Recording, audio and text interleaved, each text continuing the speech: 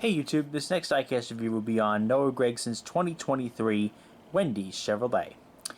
I picked up this car at Jack's Racing Collectibles. I was at Jack's and I was just in the neighborhood. I said, you know what, I'm going to go swing by Jack and see what's up with him. Jack is doing very well for himself. He is stocked to the brim. I'm going to post pictures on the corners of the screen here. Stocked to the brim with 2023 diecast. And it looked intriguing, like it even intrigued me for a little bit. So I was like, you know what, maybe I'll pick up one or two, and for old time's sake, let's review them.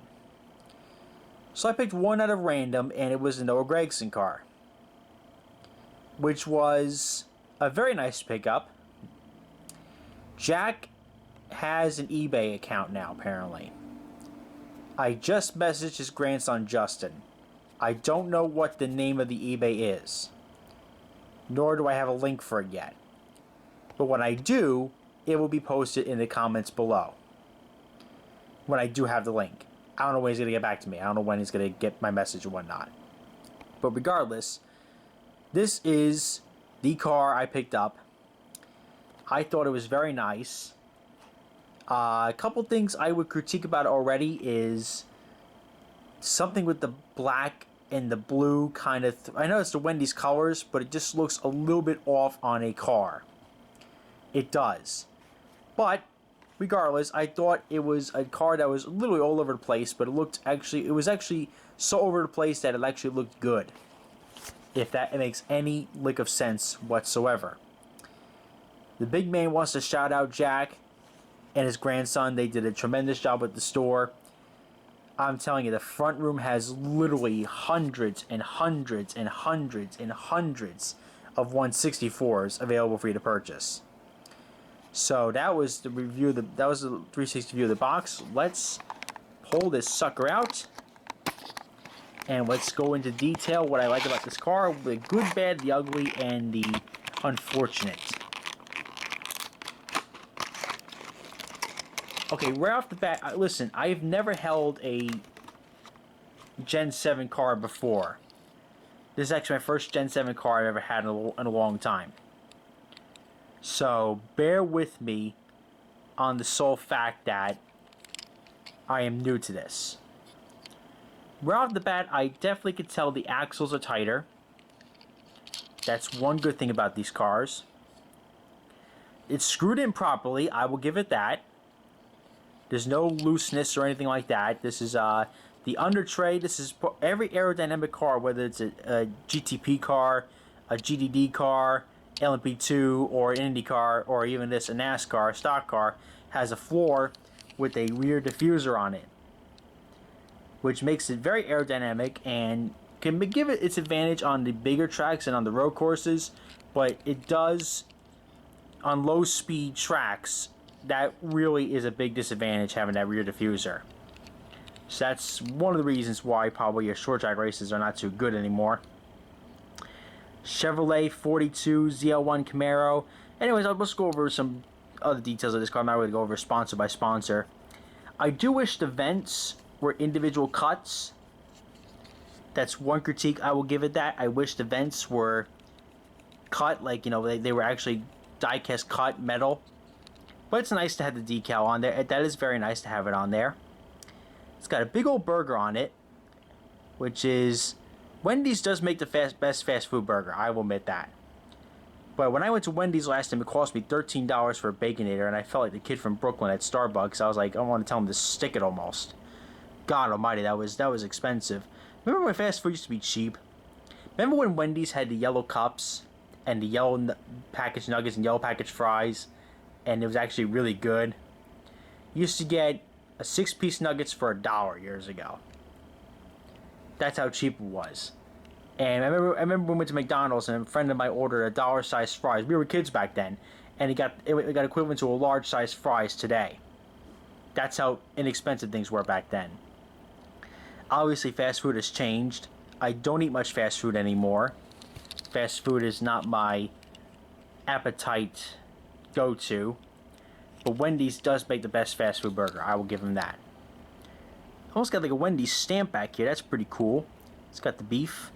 Got no Gragson's name with the Chevrolet logo.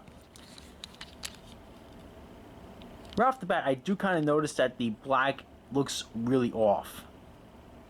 That's one of the downsides I will give about this car. One of the things I don't like about it, I do like the checker flag here and the little Wendy's logo here. I do like the blue. It's their colors. I get that. You know, I do like the blue. It looks really nice. And you know, this car looks really all over the place, kind of to a degree. But it's so over the place that I actually kind of like it. And this car will be no, I can't say what's going to go on with this car, but you know, I think we'll see this car on track probably sometime soon in the future. This is run at Daytona. I remember seeing that car on track. Again, big shout out to Jack. He had this car in stock, and Jack did a tremendous job with the store. Next week, I will be bringing my camera to that store, and I will be taking some images and some shots of that store, so you can see in detail what they have in stock in the store. So that'll be a big promotion for them. They, again, like I said, they do have an eBay page. An eBay page exists. Jack mentioned it in the store, but I do not know what the link is yet. But rest assured, I will provide that once I get that information. So just message me on Instagram if I don't get back to you within a week. Say, hey, what's Jack's what's Jack's eBay page? And I'll make sure to get that to you. But overall, this car, with it being so odd looking, it looks so good. That's why I picked it up. I said, this is really an oddball looking car. I have to pick this up and support Jack. You know, an honest review of it, like I said before, you know, it looks so weird that I actually quite like it. You know, it was one of those cars that I saw out of the shelf there. Like, keep in mind, again, Jack had hundreds and hundreds and hundreds of cars. And I saw this really caught my eye. It was like one of the first ones I looked at, that I took to go look at, and I was like, yep, that's the one I get. It's an eye catcher. You know, it's not really meant to be the most perfect looking livery out there on the grid, but it gets you talking. And this one got me talking, alright. This one got me to purchase it. But like I said, you know, these cars are very sturdy. I'll give them that. They did up the sturdiness and the quality. The quality is actually pretty good on this car. I really don't have any complaints whatsoever with this car. It seems like they got their decaling on this one particular piece, rather, quite nicely done on it. But it's very expensive, though. It cost me $12 a pop for this car. Ugh.